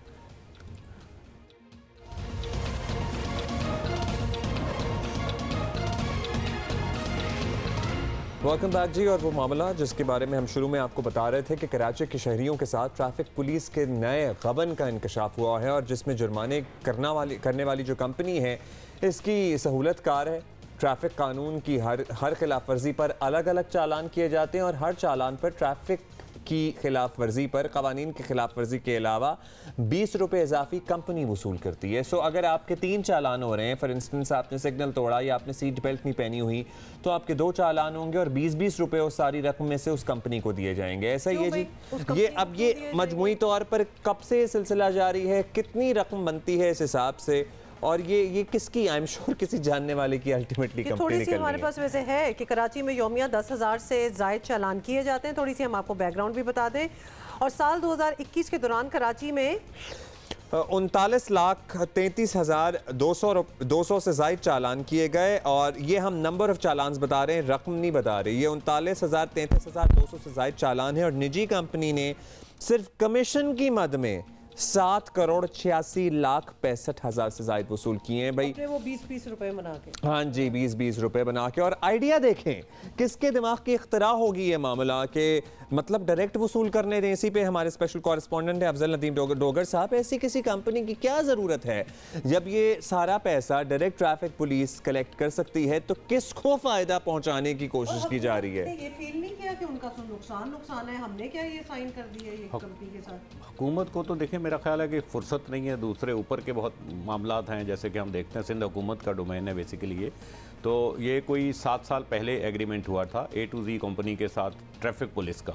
अब उसमें जो है वो क्योंकि कोई चीज़ वाज़े नहीं थी उस वक्त, अचानक से जनाब बड़ा ज़बरदस्त सिस्टम है, ये कंप्यूटराइज्ड हो गया, ये मशीनें दे दी गई उनको। पहले मैनुअल चालान होता था तो वो नेशनल बैंक में जमा होता था, उसका जितना भी होता था। नेशनल बैंक भी कुछ वो करता था चार्जेस उसके ऊपर, लेकिन इतने नहीं थे।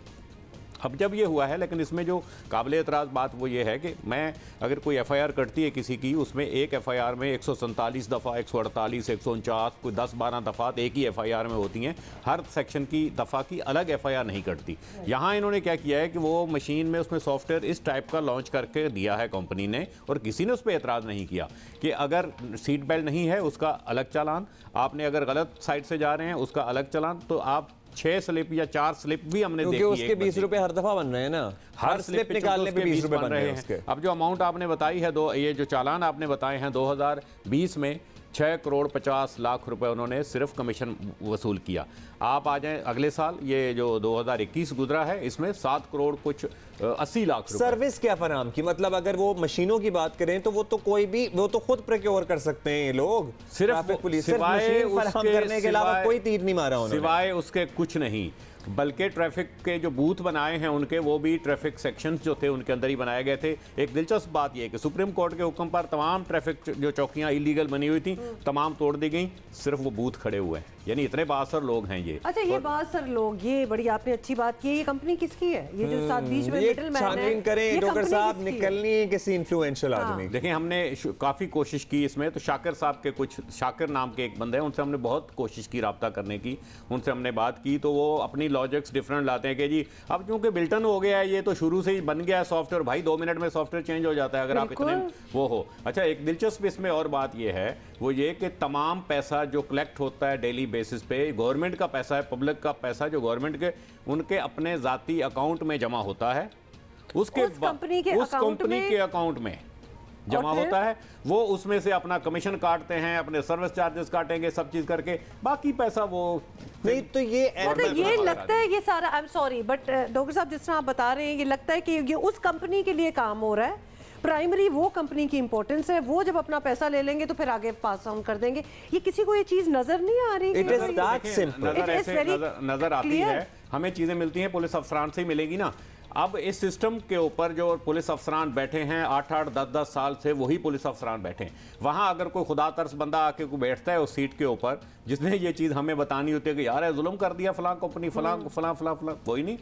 इसके जो मैनेजमेंट के जो लोग हैं पुलिस के, ट्रैफिक पुलिस में, वो 8-8, 10-10 साल से वही बैठे हुए हैं, इसलिए ये चीज़ नहीं निकलती। वो ही तो मैनेज क्योंकि ये देखिए ये सारा इट इज क्लियर कट के ये सारा प्रॉपर प्लानिंग के तहत हो रहा है, और वो कंपनी 3 महीने तक पैसे अपने अकाउंट में रखती है, आई गेस, या 2 महीने, कितने महीने? वो उनका जब बात की वो कहते हैं हम हर दूसरे तीसरे दिन हम जमा करा देते हैं, हफ्ता इतवार आ जाए, वो ये कह रहे हैं, कराते हैं, वो ये कहते हैं। लेकिन हमने कुछ ये फैक्ट मांगने की कोशिश की उनसे, कहा कि भाई कुछ डिटेल तो दो, आपने क्या जमा कराया, क्या आपने किस वक्त क्या जमा। ऑडिट होते हैं इनके, नहीं होते हैं, कितने पैसे आए, कितने पैसे जमा कराए ना। हमने जो एज मौकफ के तौर पे भी और अपने समझने के लिए भी उनसे ये कोशिश की कि हमें ये डिटेल दे दें। नहीं नहीं नहीं नहीं, ये तो ट्रैफिक पुलिस के अफसरान की इजाजत के बगैर या वो आपको दे सकते हैं, मैं आपको। अच्छा, अभी मुझे लग रहा था उन्हें कुछ भिनक पड़ गई थी कि हमने आज ये सेगमेंट करना है, क्योंकि हमने सर्टनली कल ही प्लान कर लिया था, तो मैं रात को ही देख रहा था कोई नया नोटिफिकेशन भी आया फिर इस सिलसिले में DIG साहब। असल में एडिशनल IG नए आए हैं, जब ये इस सीट से दूर हुए थे तो उनको कुछ चीजें सारी ये पता लगी कि ये हो रहा था।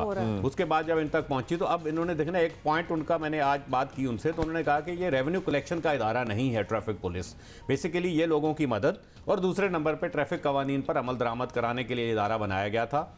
और यही इसका वो है। लेकिन ये हर पॉइंट पे आप देखें कि जत्थे के जत्थे ट्रैफिक पुलिस के खड़े होते थे और उनको बाकायदा टास्क था, डीआईजी ट्रैफिक की जानब से ये टास्क मिलता है कि आज आपने इतने 500 चालान एक पुलिस वाले ने करने हैं, 400 करने हैं। और हर साल, पिछले साल 2020 में अगर कम चालान हुए, 2021 में कम हुए, तो भाई उनको सूली पे लटका दिया था दिसंबर में 2021 में कि आपने जो है वो जो टास्क पूरा करना है, पिछले साल चालान इतने थे, ये आपने कम क्यों? और सबसे ज्यादा करीब माना जाता है, ऑब्वियसली, क्योंकि सबसे आसान भी उसे टारगेट करना होता है ना, हरास करना क्विकली, तो आप सेक्शन ऑफिसर कर सकेगा और कोई नहीं कर सकेगा। तो क्या होगा? एक हफ्ते के लिए है, मैं समझता हूं। अब कुछ आज मैं गुजरा हूं सड़कों से, आप यकीन करें बेहतरीन ट्रैफिक चल रही थी, क्योंकि रुकावट ये ट्रैफिक पुलिस वाले हर मोड़ पे, हर पुल के नीचे, हर चौराहे पे खड़े हुए ऐसे जत्थे 8-8, 10-10 लोग खड़े हुए ट्रैफिक लोगों को घेर रहे थे। और टारगेटेड गाड़ियां होती हैं, ऐसा नहीं है कि वायलेशन वाली, नहीं, सुजुकी जिसके ऊपर दूध लदा हुआ हो, वो सुजुकी, फ्रूट वाली, सब्जी मंडी वाली, इस टाइप की गाड़ियों को टारगेटेड थे। और क्योंकि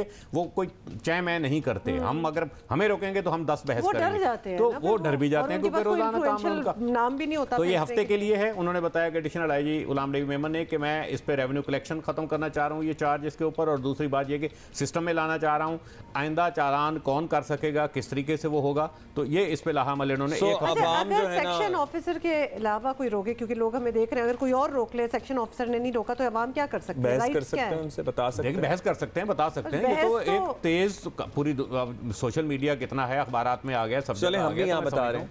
बहुत शुक्रिया आपका डोगर साहब, बट यू नो इसका फॉलो अप होने की बहुत जरूरत है। एक हफ्ते, लेट्स सी के एक हफ्ते बाद ये क्या करते हैं, क्या तब्दीली लाते हैं सारे सिस्टम में। तो कंपनी कौन सी है जो बीच में ये वो निकलनी है किसी अपने की, मतलब है हम भी वैसे ढूंढ ही लेंगे कि क्यों नहीं खोल ली जिंदगी में कोई ऐसी कंपनी है।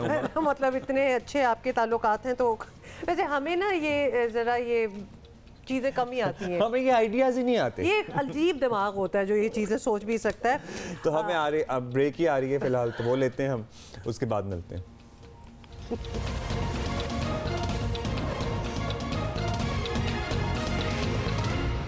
अच्छा जी, सबसे पहले तो आपको बता दें something that you can look out for, वैसे अभी नहीं आई। मार्वल स्टूडियोज के कैरेक्टर डॉक्टर स्ट्रेंज के फैंस के लिए अच्छी खबर ये है कि मार्वल स्टूडियोज ने doctor strange in the multiverse of madness, याद रखना अब्दुल्ला, मल्टीवर्स से मुझे मेटावर्स याद आ रहा है। हाँ, उसमें भी बड़ी कुछ हरकतें हो रही हैं, वो बाद में बात करेंगे। खैर, इसका जी ट्रेलर रिलीज हो गया है, 6 मई को फिल्म आएगी। ट्रेलर ऑलरेडी पता नहीं कितने लोगों ने देख लिया है, करोड़ों बार देखा जा चुका है। अच्छा जी, अभी हम आगे बढ़ेंगे और तलबा यूनियंस की मेहनत बिलाखिर रंग ले आई है। कमोबेश 38 साल बाद सिंध पहला सूबा बन गया है जहां स्टूडेंट यूनियन पर पाबंदी ख़त्म करने का बिल मुतफ़िक़ा तौर पर मंजूर कर लिया गया है। बिल के मुताबिक तलबा इंतखाबात से 7 से 11 नुमाइंदों पर मुश्तमिल यूनियन मुंतखब कर सकेंगे, इलेक्शन होंगे। तालीमी इदारों में हर साल तलबा यूनियन के इंतखाब होंगे। उधर पंजाब असम्बली के बाहर भी तलबा यूनियन की बहाली के लिए धरना जारी है और तलबा यूनियंस की बहाली के लिए हालिया दिनों में जितनी तलबा मुहिम चला रहे हैं उससे उम्मीद तो हम कर सकते हैं कि आज नहीं तो कल ये यूनियंस बहाल हो जाएंगी। लेकिन तलबा यूनियंस पर बहरहाल एक भारी जिम्मेदारी भी है और 38 बरसों में माशरा काफ़ी बदल चुका है और इस वक्त दरसगाहों में शिद्दत पसंदी भी एक बड़ा मसला है और माजी के बरक्स माशरे में अदम बर्दाश्त भी बढ़ चुकी है। और उम्मीद हमें सर्टनली है कि तलबा यूनियन तशद्दुद की सियासत से दूर रहते हुए एक हेल्दी इन्वायरमेंट क्रिएट करेंगे। एब्सोल्युटली, और मकसद भी एक्चुअली अगर देखा जाए तो बिल्कुल यही है। स्टूडेंट राइट्स एक्टिविस्ट हमारे साथ हैं, अरूज औरंगजेब नाम है। अरूज, बताइएगा जी, तलबा की बड़ी भरपूर जद्दोजहद जारी है स्टूडेंट्स यूनियंस की बहाली के लिए, तो इसके नताइज भी सामने ऑब्वियसली हम देख रहे हैं। अभी सिंध में तो हो गया कि यार ये अच्छे नताइज, पंजाब में आपको कब तक उम्मीद है कि ये काम जो है वो हो जाएगा और हुकूमत की नीयत बेहतर लग रही है आपको कि अब ये हो जाएगा काम? जी, जैसा कि आप जानते हैं कि सिंध असम्बली में रेस्टोरेशन हो चुकी है, सिंध असम्बली ने रिस्टोर कर दिया स्टूडेंट यूनियंस को। तो एक तो ये सब साथियों की जद्दोजहद का, कलेक्टिव जद्दोजहद का नतीजा है। तो पंजाब में जो हैं तलबा प्रोग्रेसिव स्टूडेंट्स कलेक्टिव के, वो 9 फरवरी से धरना दे के बैठे हुए हैं आज उनका, जिस धरने के अंदर वो स्टडी सर्कल्स भी कंडक्ट करा रहे हैं, वो थिएटर परफॉर्मेंसेस भी रख रहे हैं, जिसमें वो फिल्म स्क्रीनिंग भी कर रहे हैं और जिसमें ड्रम सर्कल्स वगैरह और इस तरह की एक्टिविटीज़ भी हो रही हैं। दरख्वास्त तो ये करेंगे कि सिंध असम्बली ने जिस तरह से एक डिक्टेटर का जो 38 ईयर से एक अनकॉन्स्टिट्यूशनल बैन था उसको हटाया है, उसी तरह से फॉलो करते हुए ना सिर्फ पंजाब बल्कि बलूचिस्तान, खैबर पख्तूनख्वा, गिलगित बल्तिस्तान और कश्मीर में भी स्टूडेंट्स को इजाज़त हो यूनियन साजी की, ताकि वो तंजीम साजी को समझ सकें उस समय। अच्छा उरूज, तलबा यूनियंस की बहाली के साथ साथ सर्टनली तलबा तालीमी इदारों में एक सियासी आगाही का माहौल भी बनेगा, लेकिन आजकल जो हालात हैं सड़कों पर देख लें या सोशल मीडिया पर, कोई एक दूसरे को बर्दाश्त करने को, वैसे बर्दाश्त की टर्म ही मुझे नहीं समझ आती, हम लोग को एग्जिस्ट करने पर तैयार नहीं हो रहे। ये इनटॉलरेंस का लेवल, कोई है प्लान आपके जहन में, किस तरह कंट्रोल करेंगी यूनियंस, कुछ काम कर सकेंगी इस सिलसिले में? जी, ये अदम बर्दाश्त तो सोसाइटी की अक्कासी करता है, हमारे जो माशरती अमल हैं और जो हमारा सियासी निज़ाम रहा है जिसमें डिक्टेटरशिप की खासा किरदार है, तो उसको एक तरह से पोर्ट्रे कर रहा है। तो स्टूडेंट यूनियंस भी एक सोसाइटी का हिस्सा हैं, वो सोसाइटी से कटी हुई नहीं है, तो उसके अंदर भी शायद ये चीज़ें होंगी, लेकिन हम उम्मीद करते हैं कि नया खून जो एक यूथ है, एक यंग खून है और जो पढ़ना लिखना चाहते हैं और जिनके पास ये हक मौजूद नहीं था काफ़ी अरसे से, 60% अवाम जो 60% से ज़्यादा जो यूथ है, तो वो एक नई डायरेक्शन दे सके जिसमें अदम बर्दाश्त को मतलब मैं ये नहीं वादा कर सकती कि ग्लिचेस नहीं होंगे इसके अंदर, क्योंकि उसी सोसाइटी से निकली हैं हम लोग, तो हम उसका हिस्सा ही हैं। लेकिन जब अमल को जारी रखने के लिए एक प्लेटफॉर्म मिलेगा तो शायद उसमें कॉन्फ्लिक्ट्स उभर के आएंगे ज़रूर, लेकिन उन कॉन्फ्लिक्ट्स से घबराना नहीं चाहिए, उनका क्रिएटिव सोल्यूशन और उनका अल्टरनेट ढूंढना चाहिए। अच्छा, एक्चुअली बात इतने अरसे बाद ये बहाल हो रही है कि वो घबराना बीच में आ जाता है, क्योंकि वो कल्चर भी बड़ा बदल चुका है। क्योंकि हालिया वाक़यात बताते हैं अरूज, बल्कि आपके लिए हम ज़रा पॉइंट आउट भी कर दें कि इस वक्त शिद्दत पसंदी और ख़ास तौर पर जत्थों वाला इंसाफ जो है, ये कल्चर परवान चढ़ रहा है। तो तलबा यूनियंस जो है, स्टूडेंट यूनियंस को ये भी वादा करना होगा कि तालीमी इदारों की हद तक इस पर कंट्रोल पाया जाएगा। तो ये जिम्मेदारी उठाने के लिए तैयार हैं सारे? जी बिल्कुल। एब्सेंस जो रही है 38 इयर्स की, उसके बाद से मतलब किसी की लिविंग मेमोरी में तो प्रोसेस नहीं है, तो अभी एक बिल्कुल नई चीज़ हुई है, उसमें हम उम्मीद, रेवोल्यूशनरी उम्मीद है कि चीज़ें बेहतर होंगी। और जहाँ तक वादे की बात है, तो वादा तो हुकूमत को भी करना पड़ेगा कि जिस तरह से तलबा को एज टूल्स अथॉरिटीज़ ने या पावर ने इस्तेमाल किया है, वो उनको इस्तेमाल नहीं करेंगे, वादा उनको भी करना पड़ेगा। रुज्जत पसंद फैक्टर्स का यूनिवर्सिटी के अंदर इंतज़ामिया के साथ पावर के लिए गठजोड़ हो जाता है, उसमें वो कारकर्दगी अपनी अदा नहीं करेंगे। जैसे कि कराची यूनिवर्सिटी में 14 फरवरी को हया डे मनाने की इजाज़त है, लेकिन प्रोग्रेसिव साथियों को 13 फरवरी को फैज़ जो हमारे रेवोल्यूशनरी पोएट हैं, उसको याद करने की इजाज़त नहीं है। तो इस तरह के वाक़यात का वादा एडमिनिस्ट्रेशन को भी करना पड़ेगा। तो मैं ये समझती हूँ कि जैसे ही फीमेल रिप्रेजेंटेशन भी होगी कैंपस के ऊपर, तो आहिस्ता आहिस्ता ये चीज़ें जो हैं वो बेहतर होंगी और होना चाहिए। बहुत शुक्रिया Urooj, thank you for speaking with us. और लुकिंग फॉरवर्ड के पंजाब में भी स्टूडेंट यूनियंस जो हैं ये बहाल हो जाए और अच्छा असर पड़े सारों पे, because we need some kind of changes. University से एक सीखने का अमल शुरू होगा तो आगे जाकर एक बेहतर सियासतदान के तौर पर, अवामी नुमाइंदे के तौर पर सामने आएंगे ना। तो ये सियासी तरबियत स्कूल लेवल, यूनिवर्सिटी लेवल पे बहुत ज़रूरी है। मुझे आई रिमेंबर हमारे स्कूल में लिटरली इलेक्शंस हुआ करते थे, and you know we got the sense of this whole process कि किस तरह से अवामी राय एक लीडर को उभारती है और एक लीडर में लीडरशिप स्किल्स को उजागर करने में मददगार साबित हो सकती है। और उस वक्त आप स्कूल में होते हैं, एक जहन, एक उम्र, you want to do the right thing, the good things, और this is a good learning process also, because बाद में तो इट्स वेरी कम्पिटिटिव और कट थ्रोट किस्म का मामला हो जाता है। तो अच्छे जो वैल्यूज़ हैं वो यहीं से इंस्टिल होते हैं। और आपको लगता नहीं है कि हमारे यहाँ ये जो इस किस्म के वाक़यात जो हम रिपोर्ट कर रहे हैं आजकल, स्कूलों का, कॉलेजों का, यूनिवर्सिटियों का माहौल बेहतर होना, वहाँ पे मेजॉरिटी की राय का सामने आना और उसको इज्जत दिए जाना, ये बड़े अहम हो गए हैं मामलात। मतलब ये तरबियत से बात शुरू होगी तो अल्टीमेटली हम किसी बेहतर माशरे की तरफ बढ़ सकेंगे। बेशक बेशक, और अगर कोई इसके अगेंस्ट बोल रहा है तो definitely then there is something up with that. अच्छा जी, कल लाहौर कलंदर का मैच तो ज़बरदस्त था ही, लेकिन हफीज़ लिटरली मतलब कमाल उन्होंने कर दिया, भागते भागते भागते भागते, और कुछ हाथों पे मदद के लिए भी कोई इंतजाम किया था ना उन्होंने, थूक लगाया। क्या कैच था भाई, क्या कैच था। डाइव की है टोटली। कोई जप्पी डालने का दिल चाह रहा था, सही कर रहे थे इनके साथ। जो मुझे नहीं नाम आ रहा, जो लेफ्ट पे है, उसने तो काफी मतलब पीट भी दिया अभी इसको वैसे खुशी में। हारिस रऊफ एग्जैक्टली। मतलब look at his age, and I'm not like saying that he is old, but you know he's look at his concentration not at his age please. Age पे गए ना तो माशाल्लाह इससे भी बहुत बड़े इधर जमा हुए हैं। This is PSL, but and the level of his fitness, very well done sir, very जबरदस्त था। अच्छा जी, जाते बता दें कि आज बता दें Islamabad and Karachi of course। तो इस्लामाबाद कराची का आज मैच है। आज 2 मैचेस हैं कि एक है? आज एक ही है, संडे को होते हैं। और ये जब हो रहा हो ना मैच तो बस यही देखना होता है। अच्छा जी, we're going to see you tomorrow. Both the teams and we'll see you tomorrow. Bye. Have a great week ahead.